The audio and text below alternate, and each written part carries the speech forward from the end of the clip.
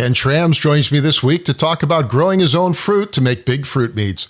This is BeerSmith podcast number 262.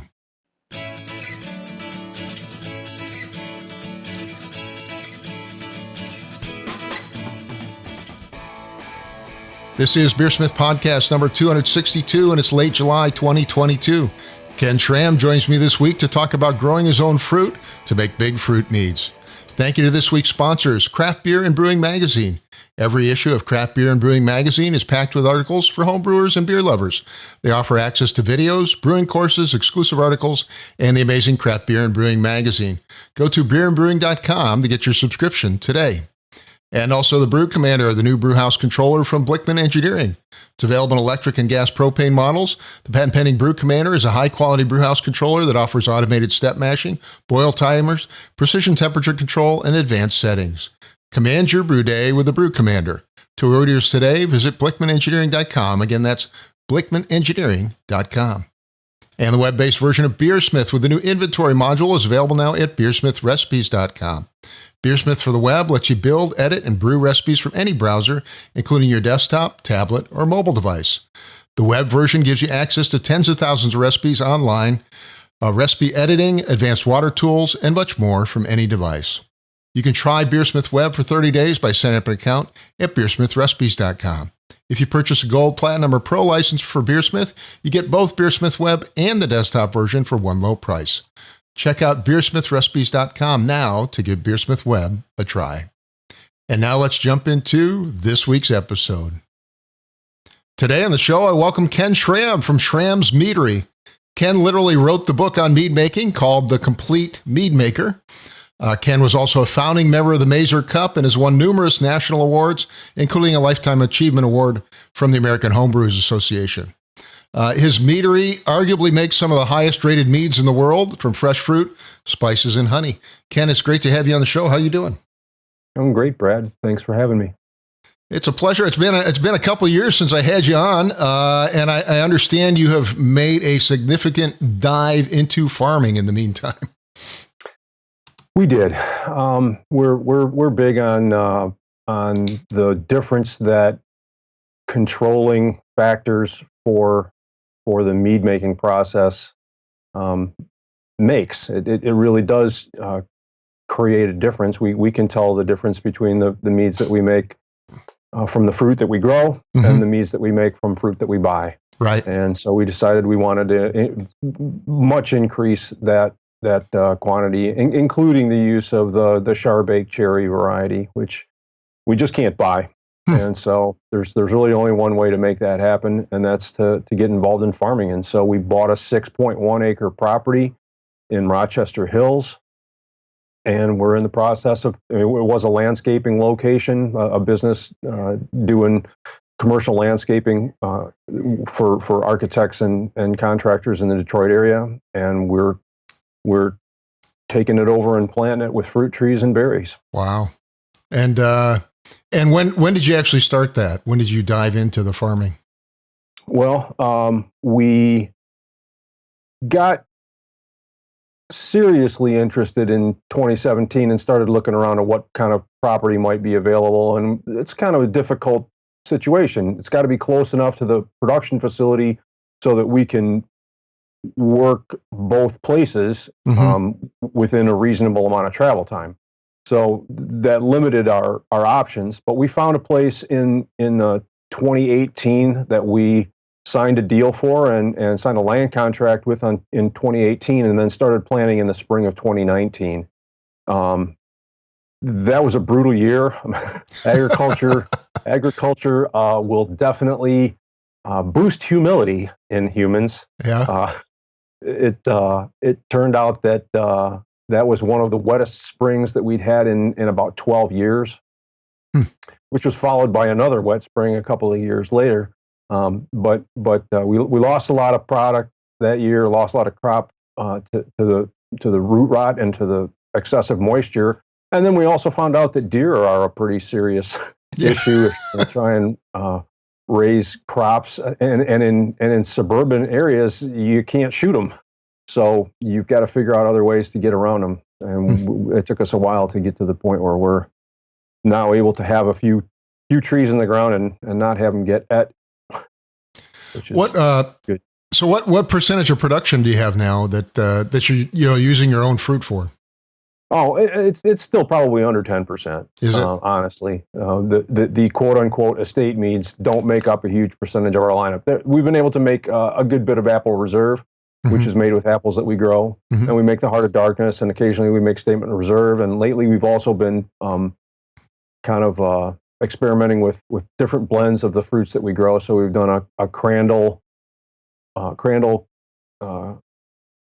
Currant, and Heritage red raspberry blend, and we'll keep that up. The fruit that's come off the orchard so far has been very minimal, but that is very much to be expected. In the first year or two of any orchard operation, you're not going to get a substantial yield, right? And we really didn't. So we did. I mean, in the first year, we got like a tiny handful of fruits, and we made just a minuscule quantity of mead. I think about 4 gallons worth of mead from the fruit that we harvested from that first year. And then the second year was a little bit more, and the third year was a little bit more. And this is year 4, and now we're getting to the point where there are substantial quantities of fruit that are coming in. We've already got more than 25 gallons of frozen fruit in the freezer right now, and we haven't made a dent in what's over there. So it'll be a good year this year. We don't know. This may be the first time that we'll be able to do some of the things that we're really striving to do,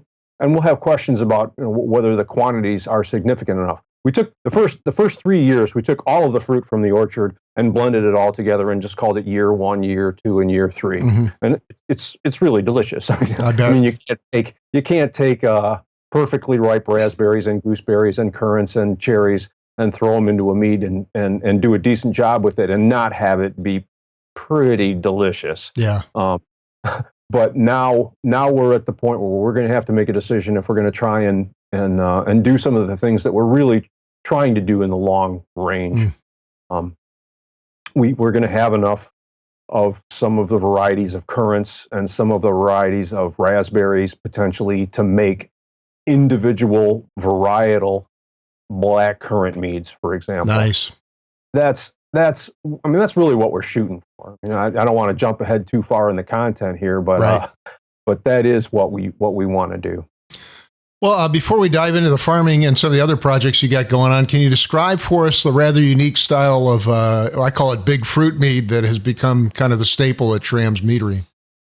Sure. And I'm as much a fan of fruit as I am of meat. It's probably no mystery to the people who have enjoyed our meads. Yeah. But the quality of the fruit is a huge determinant of the quality of our mead. And so we're using a lot of fruit, and we're using right now the fruit that we're purchasing is from the best suppliers that we can find. And we're using so much of it that it's just kind of undeniable. We want people to be able to recognize that the boysenberry mead from Schramm's tastes exactly like boysenberries. Right. We want that kind of quintessential Platonic reflection of what the mead can be to be what you get in a bottle. We also want that to imprint on your memory. If you've had a glass of Heart of Darkness, we want you to remember that flavor and want to come back for more of that. So we're using quantities of fruit that I don't want to say that were unheard of prior to Schramm's, but they're certainly not the most economical or commercially viable approach to making meads. There are some other people out there that are taking the same kind of tack right now, and some we are, for example, doing no water added meads. It's an expensive proposition. Yeah. The fruit's expensive, the honey's expensive, and then there's no margin for error. You can't screw it up, or the whole thing goes goes down the trench drain, and that's that's the loss that you have to suffer. So, but what we're doing is trying to pair honeys correctly with really good fruits and select the yeast strains that work well with them to present the whole package in a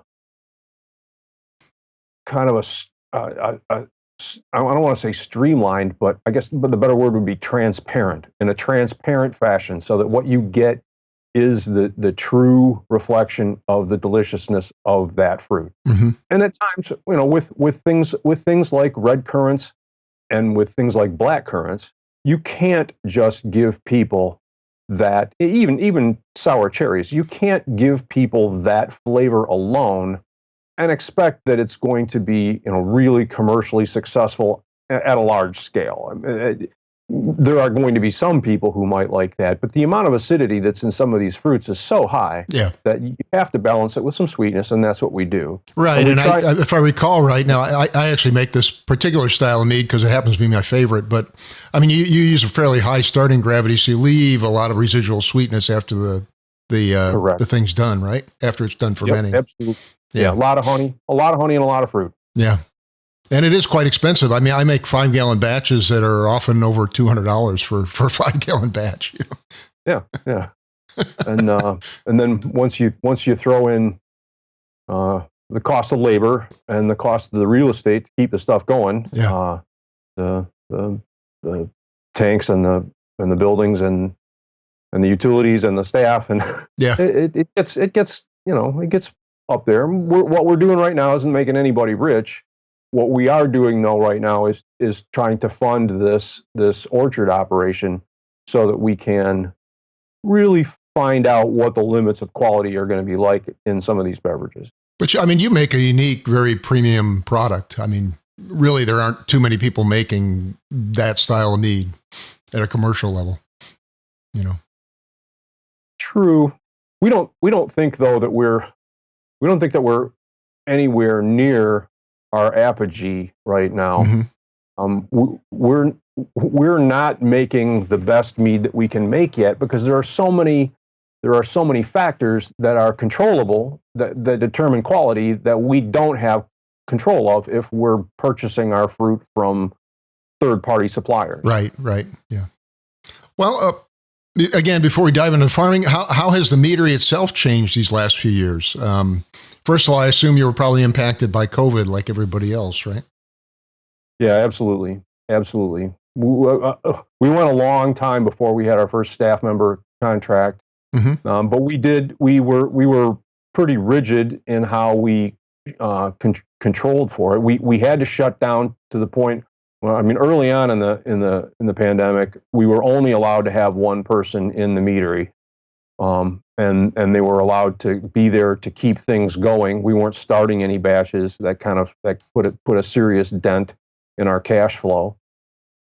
But Ethan McWilliams was the person that was sort of single-handedly manning the meadery. We didn't lay anybody off. We did get PPP loans, and we spent them exactly like we were supposed to, paying the wages of people.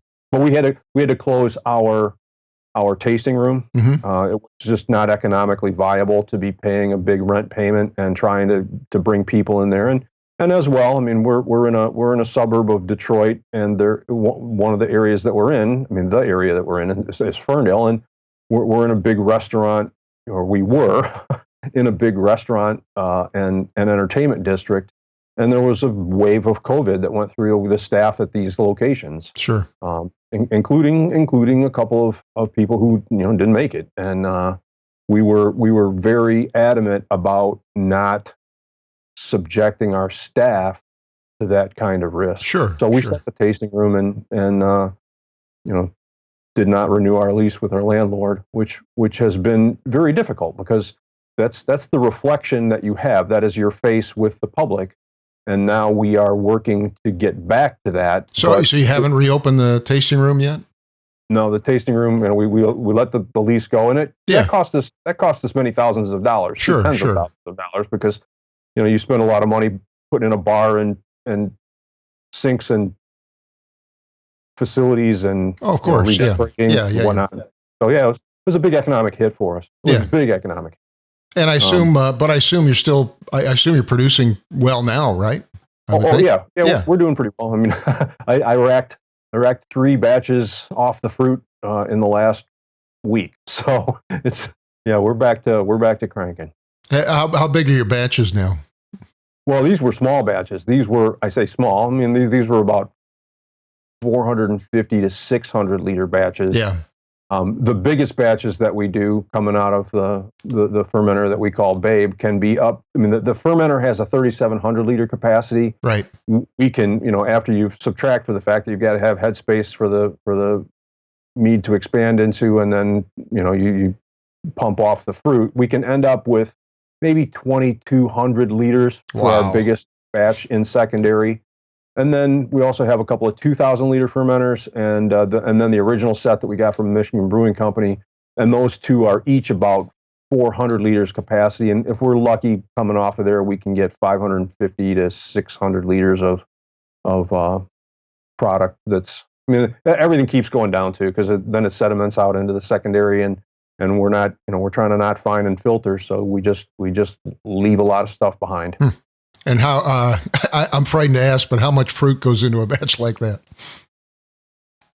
Into the biggest batches that go into Babe, the 3,700 liter fermenter, we've used 2 full tons. Oh my goodness. 4,100 pounds of fruit in the biggest batches that we've done. That's like a little over 2,000, little under 2,000 kilograms, right? For the folks working a metric. Yeah, exactly. Little under 2,000, about 1,800 kilograms. Wow. So yeah, it's a lot. Yeah. It's a lot. When the 2,000 liter fermenters usually take a ton of fruit. So when we say we use a ton of fruit in our batches, we're not kidding. Not joking. Nope. Now, I believe you're very specific when it comes to the fruits, and even the varieties of fruits that you use in your mead. Can you talk a little bit about that? Well, yeah. I mean, we have the control over some of the varieties of fruit that we're using in batches like Maravilla, in batches like Heritage Raspberry. We can get specific varietal fruits, and we are very specific as well with the stuff that's going into our cherry meats. We've made 4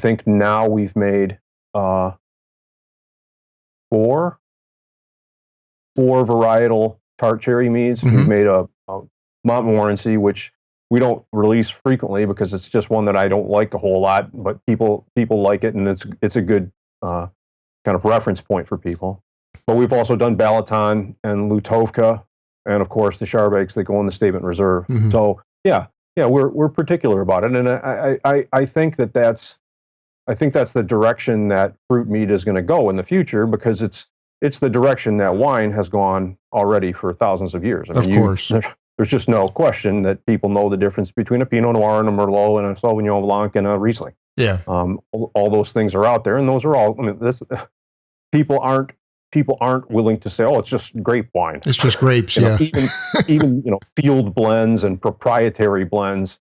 They'll let you know what's in there. They may not let you know what the percentages are. People are really concerned about what varieties are going into their wines, because that's what they like. That's how people develop, taste preferences, is to learn the differences between the different varietal grapes and say, yeah, you know what, I really like Chardonnay, but I don't so much like Pinot Gris.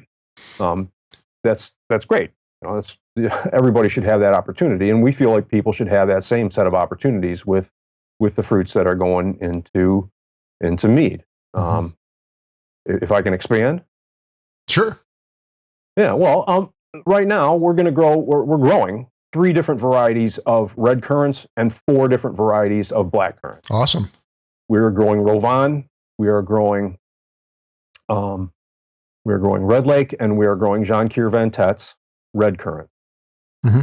We're also growing Crandall, which is technically not a black currant, but it's considered a black currant commercially. Scientifically, it's not, but we're growing Crandalls. We're growing Menage Smiriu. Mm-hmm. We're growing Tanya, and we are growing Consort. Wow. They're all dramatically different. I mean, they're just dramatically different. Each one has its own set of characteristics that make it desirable and, either fun or challenging to work with. Mm-hmm. That require, different aspects of recipe formulation. They're going to require different aspects of cultivation for us. They're going to require different aspects of things like temperature control and duration of fruit extraction, how long we keep the mead on the fruit. We're already doing that. For example, with the red raspberries, we know that if you leave them on there for as long as we like to leave cherries on the fruit, for example, or in the mead, that you can extract too much tannin. And the same thing is going to be true with the black currants. The same thing is going to dictate to us that we're going to have to make decisions about how those processes work. And that is the kind of learning process that's gone on in the wine and beer making worlds now for many, many centuries. That makes sense. That makes sense. Beer makers understand the differences between Harrington and Maris Otter, and the differences between all of the different hop varieties, and Citra and Hallertau and Tettnang and blah, blah, blah, blah, blah, right?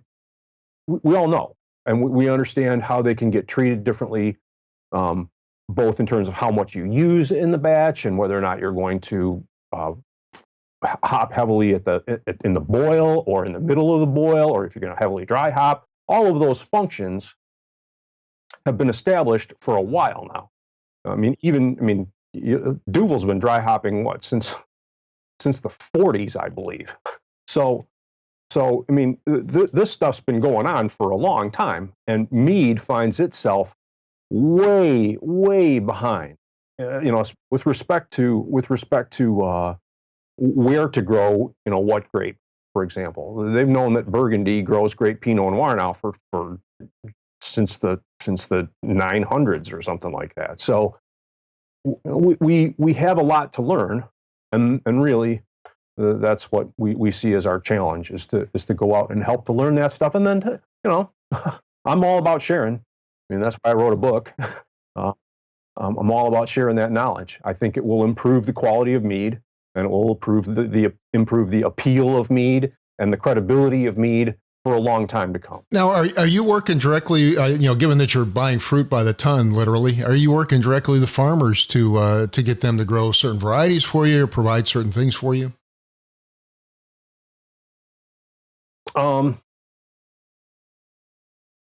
Well, yes and no. We are working with individual producers. We haven't had the opportunity yet, and a lot of this has to do with the maturity of the company and the process. We've been getting started here. So for the first 10 years, you're going to kind of pedal the bike as hard as you can just to keep the bike moving. And so now we are hopefully getting to the point where we can go ahead and start. We work with King Orchards here and Smeltzers in Michigan to provide us Balaton cherries. And in an ideal world, we'll have enough time on our hands to get up there and talk to them about the kind of cultivation practices, and we'd like to see a little less irrigation, or we'd like to see a few more Brix points on the finish. There are things that we do with our cherries, for example, like this is going to sound crazy, but pit juice retention, right? Most places pit their fruit, and then the stuff that comes out of the pitter, the pits and the little pieces of flesh that get smashed off the cherry as a result, that stuff just gets discarded, or it gets recycled into a concentrator and sent off on its way. Well, we want that in the mead, right? We want that back. We want all of the juice from all of the fruit. So that's the kind of thing that we'll be working with others to do. And the great thing about having your own orchard is then that's the kind of stuff we can just do ourselves and have control of totally. Right. And I assume all this led you to dive into farming, right? Yeah. Oh yeah. I've been making the Heart of Darkness now since 1998, I want to say. So I've been very aware of the things that can be controlled, whether or not you irrigate, and how you spray, and how you prune. All of the little decisions that get made on behalf of the grower that impact how the fruit ends up tasting in the glass. That's not. That's old hat. Like I said, old hat stuff for great wine is made in the vineyard, people. But yeah, I mean, I figured out pretty early on that I like the higher blend. I like the higher ratio of heritage to um, Latham, for example, in the Heart of Darkness. And I figured out that that we had to reduce the amount of consorts. They'll produce an incredible amount of tartness and herbal character from really black curranty uh, character, and increase the amount of crandall, which has a little more sweetness and roundness to it. So yeah, all of those things have been apparent to me for a while. Now it really is. This is what I truly believe. It is a matter of spending the time. I'm 63. I don't have forever, but these are long learning curve issues. Determining these pieces of information happen in one season iterations, and so you can't learn everything you want to learn in 1 year.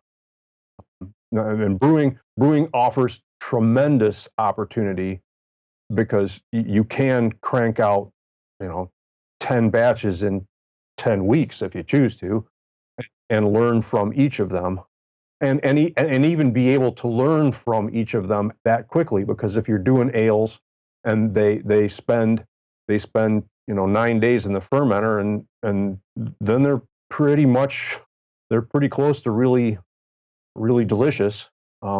You've got tremendous learning curve opportunities there, whereas the duration of the curve for mead makers is a lot slower and requires a lot more patience. I think that takes me like 90 days minimum usually to get a decent mead out. I don't know about you. Probably a little faster for you, but. Oh yeah. Oh no. I think 90 days is about the fastest we expect that we can get a mead from the fermenter to the bottle, and usually they're longer than that. Well, how big is your farming operation now, and what are some of the fruits you're growing? It's 6.1 acres, which is not a tremendous amount of property, and you've got to have roads to and from inside that area so that you can get tractors and skid loaders and move around, and then you got to have some buildings to put the tractors in and all that other stuff. So you don't actually get 6.1 acres of fruit productivity. We're probably at peak on the property. We'll hope to get maybe 4.2, 4.4 if we're lucky. We've got red currants, we've got black currants, and I'll go into individual details if you'll let me. Yeah, I mean, well, I was going to ask you about currants in just a minute, so we'll dive into it. Yeah, so red currants and black currants. We've got gooseberries. We have several varieties of raspberries. We have red, purple, and gold slash, also known as white raspberries. We have some honeyberries, not many. They don't seem to be liking the climate as much. We have calafate, which is a Patagonian fruit that I was introduced to by a guide who's a friend of mine, and it's really an incredible fruit. It's not something that's familiar to many Americans. It is it's something between a cross of perhaps black currants and red raspberries and blueberries, perhaps, in terms of its flavor. It's got a lot of acidity.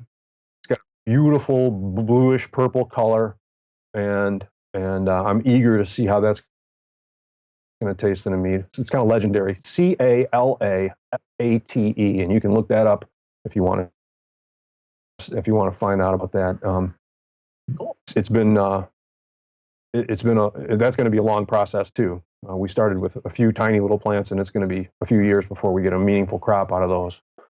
And we've got apples, plums, and a lot of varieties of apples. I mean, if you've been familiar with the apple reserve that we do, we've had as many as 60 different varieties in the best batches of apple reserve. At my peak, I had 88 varieties of apples growing on my property here in Troy. And now I'm down to about 31 here. just because limbs crack in storms, and sometimes if you break off one limb, I could lose 3 varieties. But because I've done a lot of grafting, but so we're going to have at the orchard, we're up to about 58 varieties that we've got right now, about 40 in the field, and another 18 or 20 in the greenhouse that will be going out into the field once we have enough deer control fencing. And so, yeah, we'll be doing a lot of that, and that's a blend. Those apples are very much an intentional blend between some really classic American varieties that were never classified by the English sweet, sharp, bittersweet, bitter, sharp, and aromatics. They never fell into those categories, or no Brits ever decided they were going to come over here and categorize our apples for us. But there's still some really delicious apples, things like Wealthy, Roxbury Russet, Ashmead's Kernel, things that are just striking apples and really good for cider. Got a few strictly French and even a Spanish cider apple. I have Colaus. I have Michelin and Dabinet going right now. They haven't yet, but and it'll be a while. We've got a couple of pairs. We've got a Winnels Longden and a Hendra Huffcap out there, and we're hoping to, before I start pushing up daisies myself, I'm hoping to see at least a couple pairs off those trees. But nice. As they say, plant pairs for your heirs. So Ken, before we dive into some of the specifics, what has been your overall experience with farming and the orchard? I know, now I think it occupies a majority of your day, right? Oh, it does. And this time of year, I mean, it's 7:30, but I've been working continuously. Actually, I spent some time repairing a part of the bottling line that I broke and that had to get fixed. But normally I'm up and out the door and working by about 8, either here or at the orchard. Not at the orchard by 8, but here usually. And I mean, earlier this week I started at 7:30 here, and I finished spraying the fruit trees in the evening when the winds died down, so that's safer. I finished spraying the fruit trees at around 9:30 at night. So yeah, 14-hour day is not uncommon right now. It's and there's, fruit trees don't take holidays. They don't understand what a Sunday is. And if the fruit is ripe and it's ready to pick and it's time to pick it, well, sure. Then it's time to pick it. And I mean, you mentioned a lot of learning took place the last several years, right? Oh my. Yeah, it's basically, yeah. And I'm a learning maniac. The mead drew me in, and the home brewing drew me in, and fly fishing drew me in, because there are endless opportunities for learning, for I won't say mastery, but attempts at mastery. And yeah, the amount of learning that we've done has been substantial. Some of it's been very painful. We learned, for example, that Menage Smiriu did not like to have its feet wet, and all of the consorts that we planted in the first year lived, and 13 of the 15 Menage Smiriu that we planted in the next row died. It was just a little more moist there, I guess. So yeah, and the same thing is true with. I'm sorry. Not Menage Smiriu lived. Titania, 13 of the 15 Titanias that we planted in the next row died. So and so yeah, we're gonna learn what kind of fruits have, what kind of water tolerance or irrigation needs, and which fruits require which kinds of soil types, and which kinds of fruits make like uber delicious fruit in our soil and in our exposure and with our amount of rainfall. And we're going to find out which ones don't. And those that, I mean, this is the nature of orchard work, and it's also been the nature of vineyard work. I mean, there are people who planted Nebbiolo all over the world, trying to imitate what they do with it in Barolo and Barber. Yeah, sure. And then people thought, oh yeah, we'll just grow the Nebbiolo in California or South America or wherever.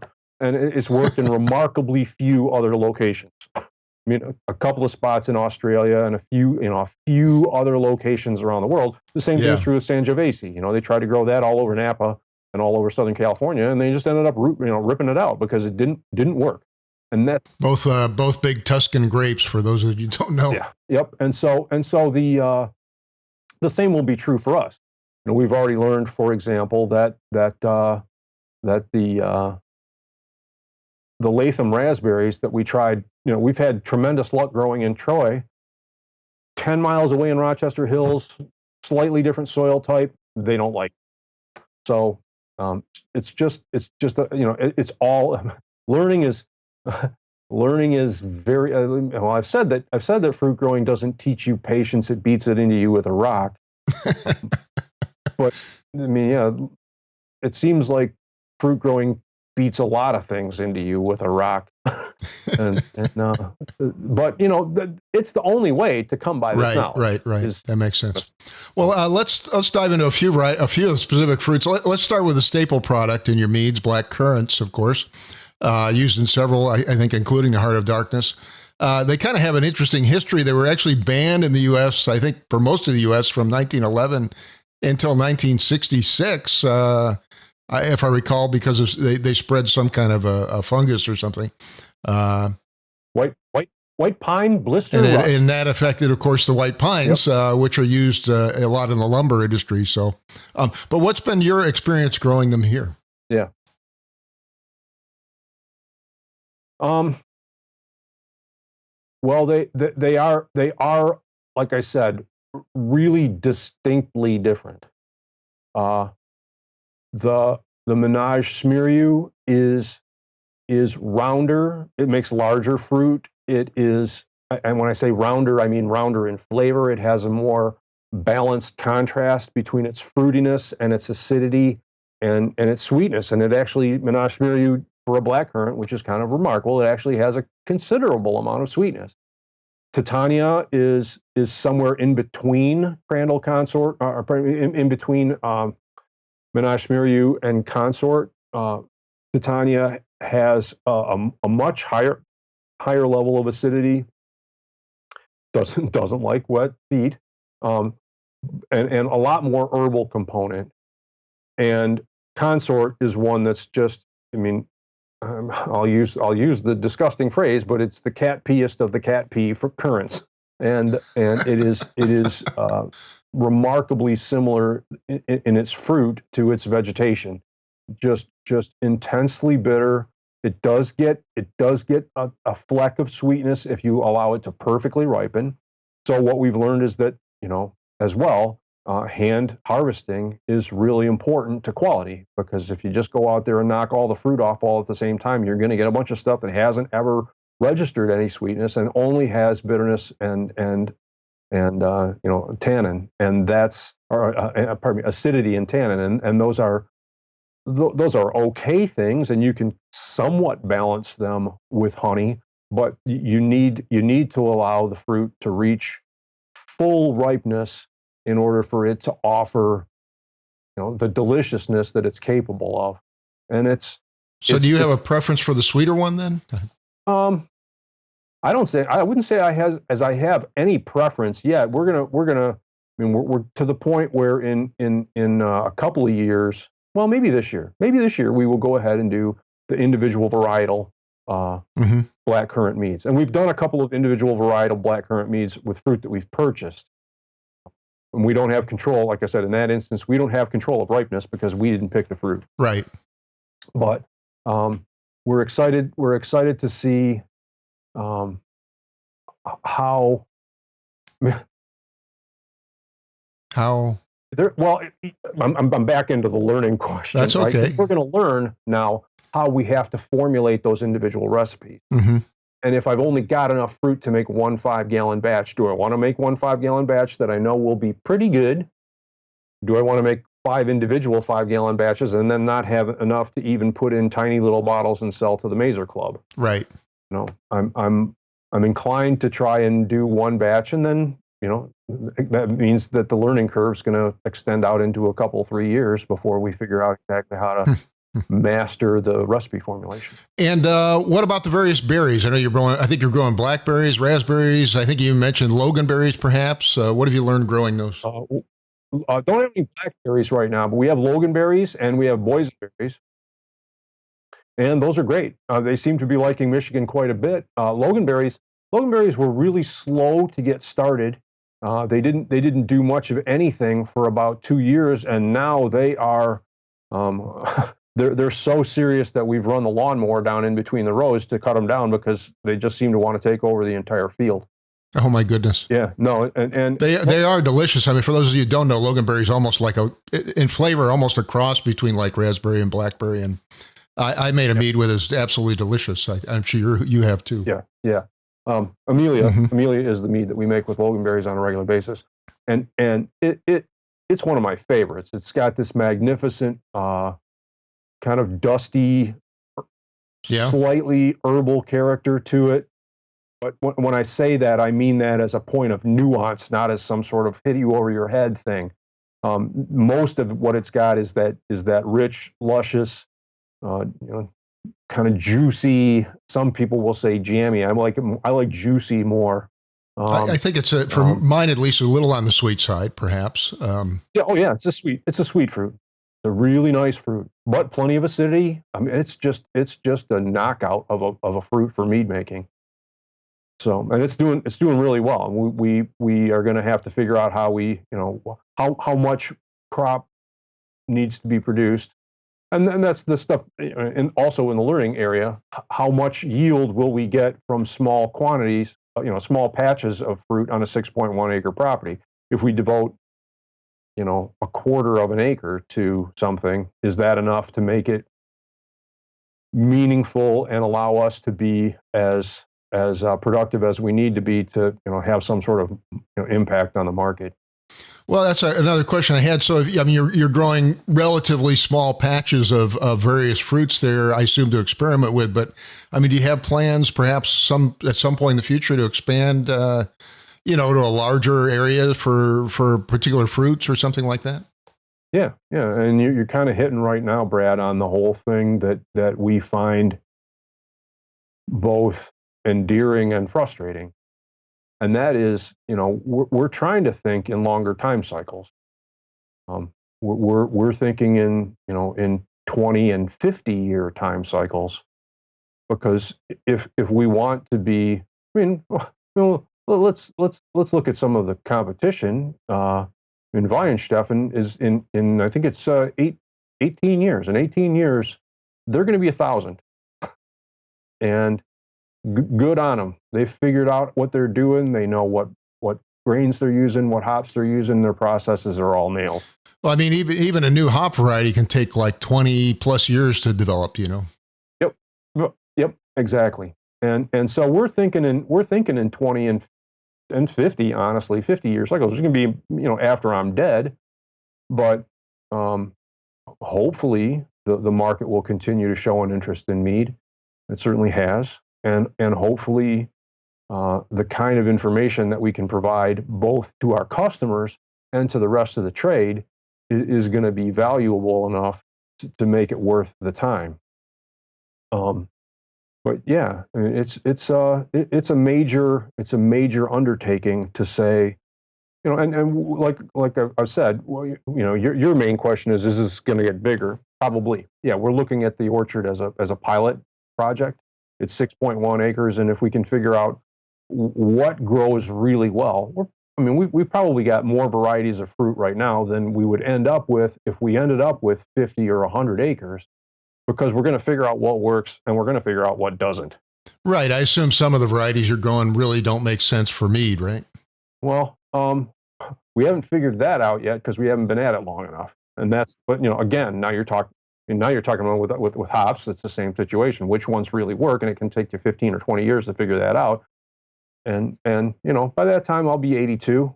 Hopefully I'll be still have some viable taste buds. I have a friend. His father's a farmer. I think he's in his mid 90s and still out there in the field. It does keep you going, man. It does keep you. It's relentless in terms of its demands on you. But on the other hand, that's what is it they say? Grandkids and farming. It'll keep you young. Well, you also have an orchard where you grow apples, cherries. I think you mentioned plums, pears. What have you learned growing some of the stone fruits? Oh, the stone fruits. Yeah. Well, they're quicker to yield. That's a nice thing. We're going to end up with probably a bushel of contenders Hmm. and several bushels of red havens this year, peaches. Um, and I mean, we already know that they can be challenging to deal with in the fermenter. Yeah, I Well, know a lot of them have subtle flavors that don't survive well, right? right. So we're gonna have to figure out what kinds of concentrations we can use, and also, I mean, a big part of that too is going to be yeast selection, because that's what really determines what flies in a lot of. I mean, much of it has to do with what was originally Hmm. on the grapes when they started. But there is a lot of information out there for people who are going to pitch yeasts into Right. their wines about what yields what.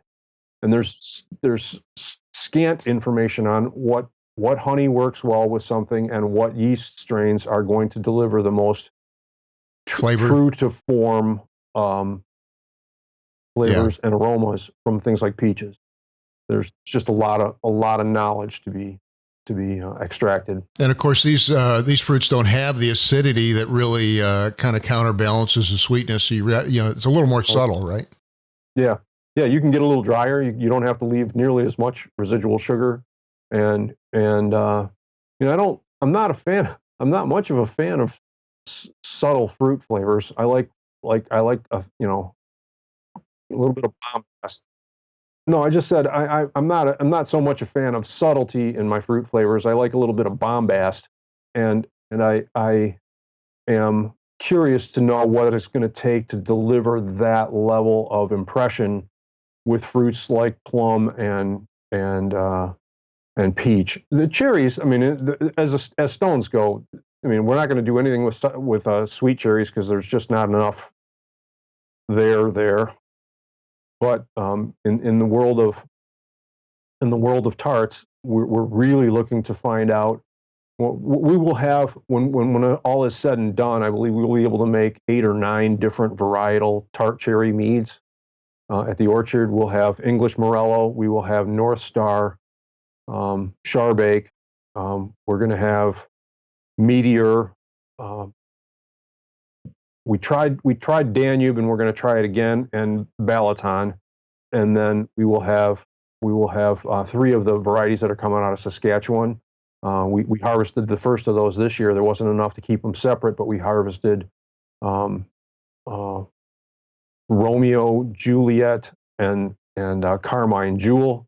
And then lastly, we're going to have some Lutovkas that are already bearing a little bit, but not enough to separate out. But when we're all said and done, maybe 3 or 4 years down the road, we'll be able to deliver up to people um, 8 different varietal cherry meads, and then we'll know which ones we're going to keep and which ones we're going to get rid of. Right, right. And I mean, you've talked a little bit the last few minutes about the long game with the farm itself. But how does growing your own fruits really feed into your mead making? Well, it's teaching me to be open-minded, very much so. It's teaching me that I need to be patient and that I need to be willing to. Well, it's really teaching me how much I don't know. There's a tremendous amount of information out there that's available to grape wine producers about each individual variety, what its tannin levels are like, and what its acidity levels are like, and how much what phenolic ripeness looks like, and that stuff's not available right now for the individual fruits. So there's a lot of humility to be gained there. Um, on the whole, I mean, it is. I don't know how to best put this, um, but it's just an exercise in humility. It lays you low a lot, uh, and reveals how little you know. Um, So going back, Ken, how have your meads themselves evolved over the years since you started making mead commercially? I hope they've gotten a little bit better. I've been willing to, I've been willing to do some things that I didn't think I really wanted to do early on. I wasn't much of a fan of the whole bourbon barrel aged this or that. And I'm still I let James handle that, and I know there are people who really appreciate those flavors and those aromas, um, and the willingness to just say, hey, you're not the only mead drinker out there, Schramm. You can make mead for more than just yourself. That's one of the things that's changed. Um, I've I'm constantly torn between my desire to learn more and my desire to try new fruits. For example, this Calafate is probably a really good example, and the fact that on one hand, I understand that um, exposing new people to really delicious things is one of the best things that I get, one of the greatest opportunities that I've been given. And on the other hand, I look at how discipline has forced quality to evolve in the wine world. If you live in Burgundy, the only red fruit you can use to make, Premier Cru or Grand Cru Burgundy is Pinot Noir. And the only way you can differentiate yourself is by learning the elements of quality, both in the field and in the cellar, that will distinguish you from your competition. And so that level of discipline has forced them to use the vertical column of quality as the only way to change the public's perception of them. And I think that there is a need for that. I think there's a need for that to some extent in craft beer as well, because people right now are just going crazy doing all kinds of wild things, and some of them are delicious, and some of them are not as great as I think they could be. And I don't think people are taking advantage of like I said, the iteration and repeatability question. Can you really do this? And are you doing this as well as it absolutely can be done? And that I think is something that has to happen in mead. There's a tremendous temptation to just keep adding a different flavor or creating a different blend of this and that and the other, and then to just get that on the market, and the people who always want something new are satisfied with that. I myself believe that there is a lot to be learned from the people in Barolo and Barbaresco who only grow Nebbiolo and have figured out how to do that just astonishingly well. Yeah, I mean, Barolo is such an interesting wine because it takes, you got to age it for 5 years. It tastes absolutely awful when you start. Yep. Yep. Well, Ken, unfortunately, we're running out of time, but I hope to have you on again soon. Your final thoughts or closing thoughts on mead making and, of course, the orchard. I got to get one more thing in. The other project that we're working on is the Mead Institute, meadinstitute.com. And it is an effort to try and expand knowledge on all kinds of things, knowledge and communication about mead. I'd encourage folks to go on and have a look at Mead Institute on Instagram and Mead Institute on Facebook. Like us and feel free to join. We have just gotten started, and our intent, we're going to be working with UC Davis on a course here shortly on quality control and quality assurance.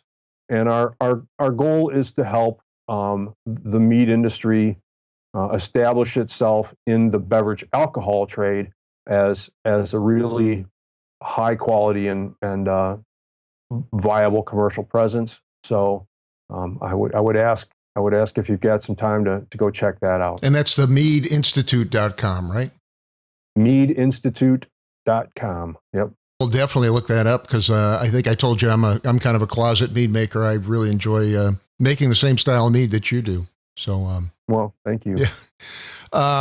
Ken, I really just really appreciate you taking time out of your very, very busy day to join us today. It's been great having you as a guest. Brad, I appreciate every chance we get to talk. My guest today was Mr. Ken Schramm, founder of Schramm's Meadery near Detroit, and of course, author of The Complete Mead Maker, winner of dozens of medals for his meads. Ken, thank you once again. My pleasure, Brad. A big thank you to Ken Schramm for joining me this week. Thanks also to Craft Beer and Brewing Magazine. They offer access to videos, brewing courses, exclusive articles, and the amazing Craft Beer and Brewing Magazine. Go to beerandbrewing.com to get your subscription today. And also the Brew Commander, the brewhouse controller from Blickman Engineering. It's available in electric and gas propane models. The patent-pending Brew Commander is a high-quality brewhouse controller that offers automated step mashing, boil timers, precision temperature control, and advanced settings. Command your brew day with the Brew Commander. To order yours today, visit blickmanengineering.com. Again, that's blickmanengineering.com. The web-based version of BeerSmith with its new inventory modules available now at beersmithrecipes.com. BeerSmith for the web lets you build, edit, and brew recipes from any browser, including your desktop, tablet, or mobile device. You can try BeerSmith Web for 30 days by setting up an account at beersmithrecipes.com. If you purchase a Gold, Platinum, or Pro license, you get both BeerSmith Web and the desktop version for one low price. Check out beersmithrecipes.com today to give it a try. I'd like to thank you for listening, and I hope you have a great brewing week.